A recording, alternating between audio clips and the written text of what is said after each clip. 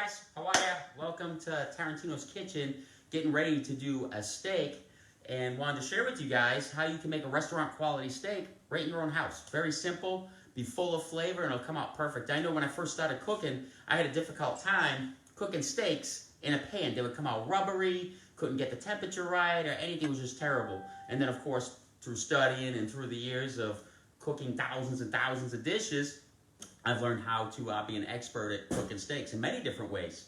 One of my favorite ways, of course, is in a cast iron skillet or over the wood. Getting like a porterhouse and cooking it over the wood coals. I mean, that's the true Tuscan style of cooking any type of steak. Nice, thick, 2-inch cut piece, and you just share it with the family. But today, I'm going to share with you on how you do it for yourself, or you can do it with your family, using a regular household skillet. So, super simple, few basic ingredients, very, very, very, very easy. I have some fresh thyme, and you can get that at your local grocery store, Bi-Lo's, any of these places that you have in your hometown. If you're, I don't know what grocery stores you have wherever you're living, but here, Statesboro locally, where I do predominantly most of my cooking, I usually get it at Bi-Lo, Walmart. Get some fresh thyme. It comes in a little packet. Get yourself some garlic cloves. You can use the cloves of garlic that still have the peeling, and all you're going to do is smush those down. Just smush them with your hand. You can still leave the peeling on it and throw it in the pan. And you're going to use some seasoning. I'm using my regular season that I have on hand. Particularly, I like to use kosher salt or sea salt and cracked peppercorns. Use the black pepper and crush it onto the steak. That gives it a great flavor also. So what you're going to do first is you're going to get your pan. You're going to get this sucker warming on the skillet. You want the pan nice and warm. Actually, first and foremost, you want this steak to be sitting out at room temperature for 20-30 minutes. Super, super, super important. Does a couple things. One, it's going to soften the steak up. It's not going to shock it when it hits the hot heat and cause it to be tough. Okay? And the other thing that it's going to do too is when you have that, it's so cold in the center, it's going to take forever to get it to the temperature one. So if you want a well-done steak and you take it out of the fridge, slap it in a pan or however you do it on your grill, it's going to take that much longer to get that steak to cook all the way through because that internal temperature is so cold. So I like my steaks around medium rare, which is usually about 127 to about 130 temperature if you're using a thermometer. And someone is calling my phone. Why is it every time I'm in the middle of a live video, someone calls me? What? I'm doing a steak video right now.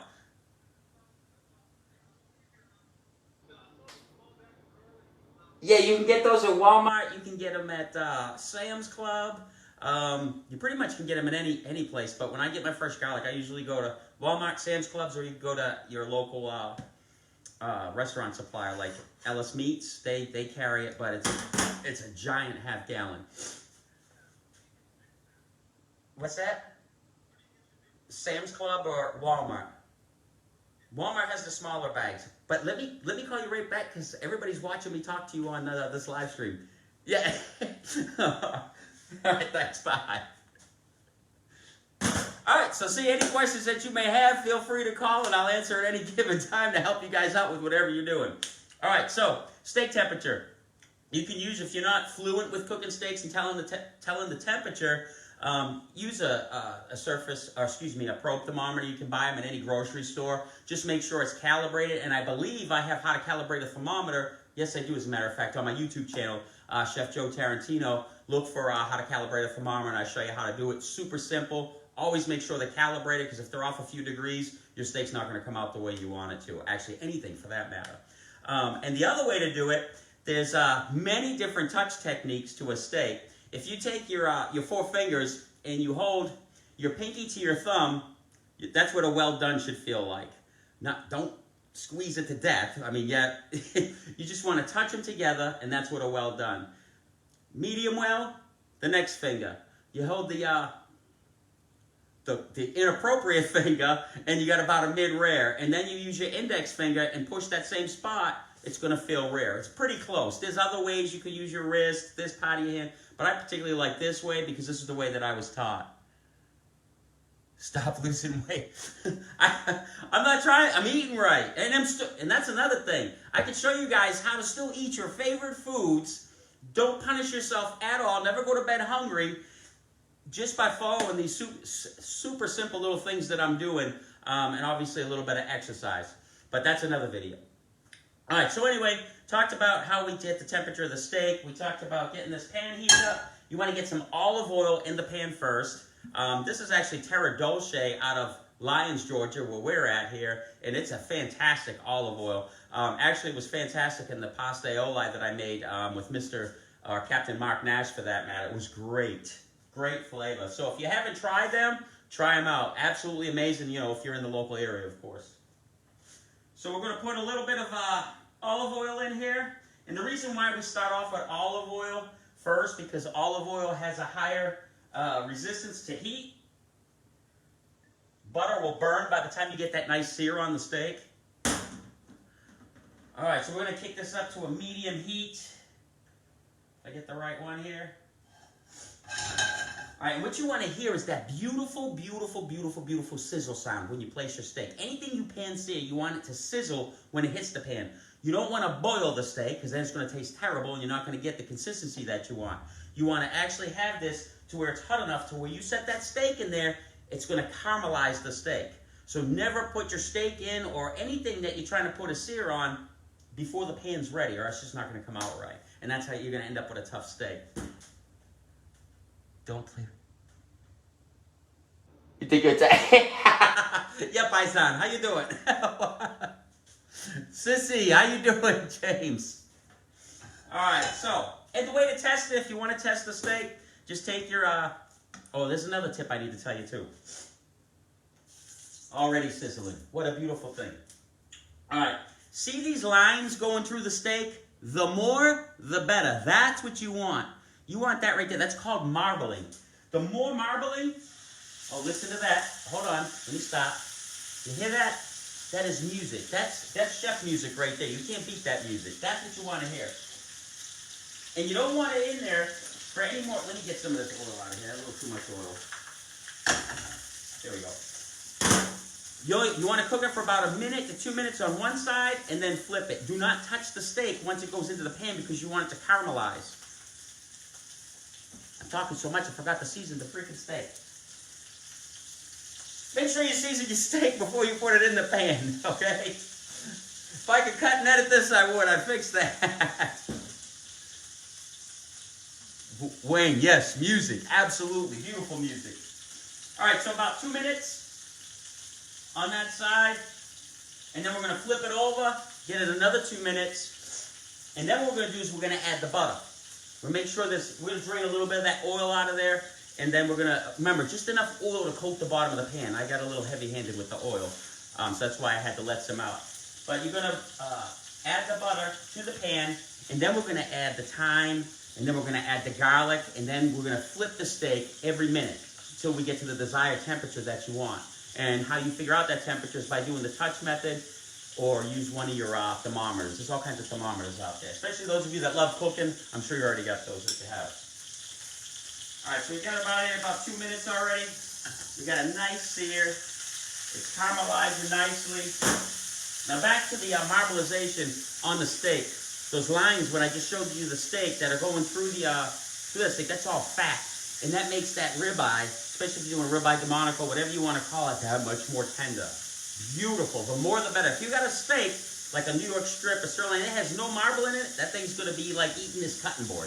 Guaranteed. Even if you cook it mid-rare, it's going to be biting into the cutting board. So the quality of the steak, yeah, you may pay about $2 extra a pound, but it's going to be so much more worth it to your palate, and you're going to be so happy when you're done.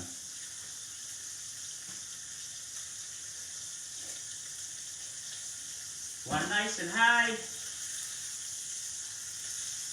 Not quite caramelized the way I want it, about another 30 seconds. I wish I ran out of gas or I would have done this right here in front of you so you could see it better.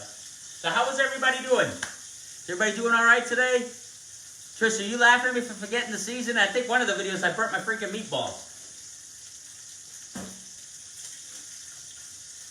But it's cool to, you know, oh, let me season the other side. That's why I like doing these live and showing people how to cook stuff at home, because you're going to make mistakes. There's no sense in me doing it, cutting it, editing it, making it all pretty and everything like it's perfect, because nothing's perfect. Mistakes are going to be made. And if I make them on here, even better, because then you can see how to fix them. Luckily, that was a very simple mistake. Beautiful caramelization on that steak. All right, so now we're going to add, actually, let me drain the oil a little bit, just a little bit. You still want some oil in the pan. We're going to add the butter. Then we're going to add the cloves of garlic. And like I told you, to get the, if you're using the garlic that has the peeling on it, that's okay. Just crush it so it opens and throw it in here. Actually, about a tablespoon of butter. Okay? And then we're going to take our fresh thyme. We're going to throw that in there.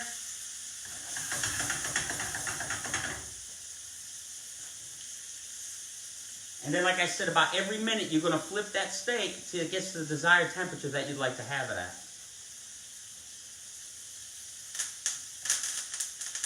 Snap, crackle, pop. Let me show you what this looks like. You're not supposed to take it off the heat, by the way, but so I can show you. See the caramelization on that steak? It's gorgeous. That's what you want. I'm going to add just a tad more oil. Not that oil.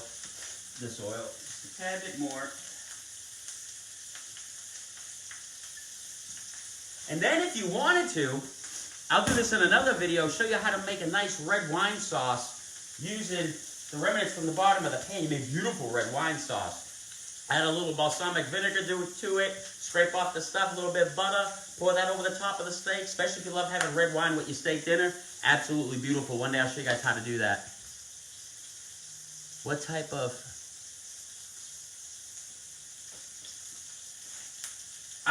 You could use a non-stick pan. Cooking it this way, non-stick pan would be what I would go with, or a nice skillet at home, but I would go with the non-stick pan for you at home. But you can pretty much do it on any pan. The other thing, I always recommend a cast iron skillet. I love doing it in cast iron skillet. But if you don't have one, it can be done in these pans here and taste just as good. But when I do it like this, like when I'm at home and I don't have I have a cast iron skillet, but when I've done it before, I always use the non-stick pan. And just the trick is though, don't touch that steak once you first put it in there. So we're going to flip it over. It is looking beautiful. So then what you want to do is take this sauce, if you will, that's at the bottom and brush it over the top. Or excuse me, spoon it over the top. Put my thyme over the top. Rub that garlic clove all over the top of your steak. Same thing on the other side when you flip it. It's going to be beautiful. It should be done in about another 2 minutes. Do the touch test. Still rare. I like mine about medium rare. We can do that for you. Caramelized steak and risotto. Actually, I just made some risotto yesterday. A wild mushroom risotto with some fried kale.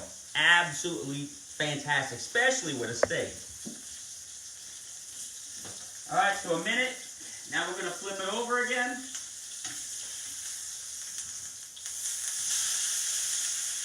And I'll get you a closer look at this as soon as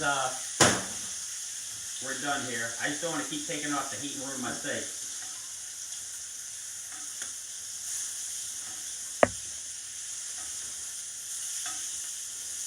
And if you're using a non-stick pan, this one's beat the crapping back. Make sure you're using plastic, Teflon, whatever's heat resistant so you don't mess up your pan. All right, we're about ready. We're going to rub the garlic all over this side.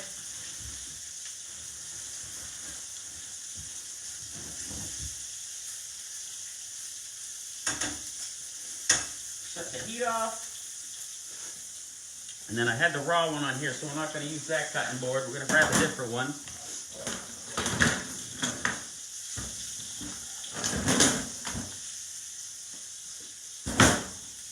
All right. Oh, not underneath. Excuse me, I got to work too. This show, how may I help you? Hello? Great, thank you.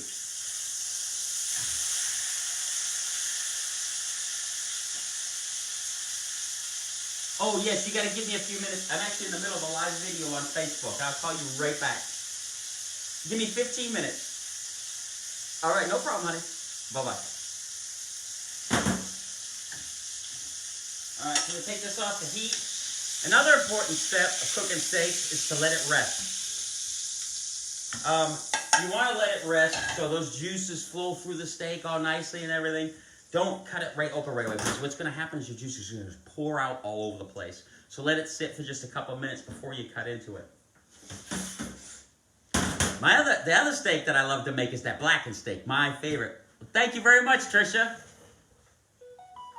Too much, there is no such, there's too much butter.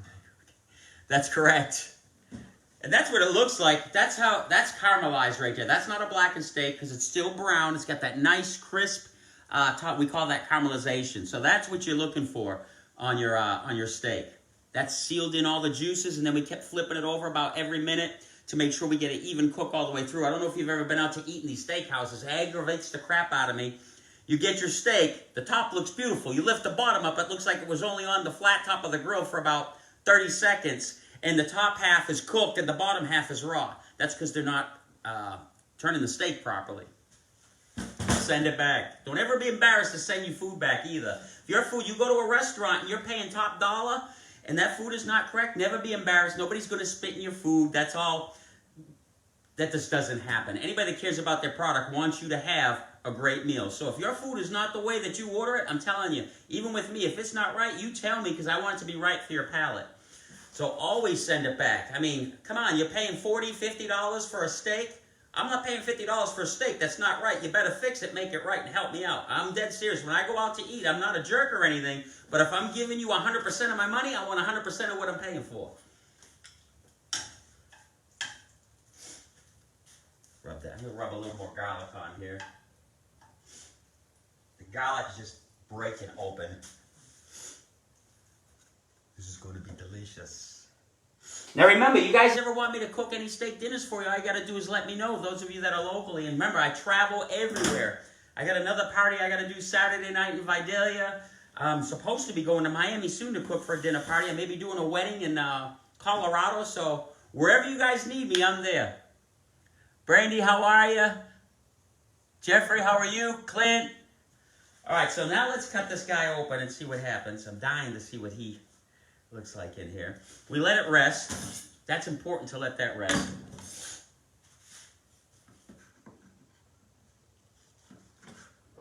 Oh, this is beautiful. This is closer to medium on this side. Remember, when you get to the thickest part of the steak, where you're going to have your medium rare. See? That's what you... And I'm messing up my plate that I was going to use to show you a nice presentation. Don't do this. All right, so we got the steak the way we want it. Looks beautiful. And then I messed up my plate. Let me wipe these edges off here. This is mine so I can touch it. Put that, fan it out. I'm going to take my thyme, put it on there, crush this garlic up, put it over there. Can't have enough garlic. Gotta have garlic. You know what I mean? Get some more garlic right here. Bada bing. Bada bing. This would go great with some asparagus, or I have this Tuscan style of doing Brussels sprouts. Good Lord Almighty. Absolutely fantastic. And I'm not a Brussels sprout eater. But that's what you're looking at. Don't mind my messy plate. I was trying to show you the steak, and I dripped it all over the place. But there you go. That's how you do a steak right at home. You can do this exactly the way I just did it, and it's going to taste phenomenal. Let's give it a try real quick to make sure.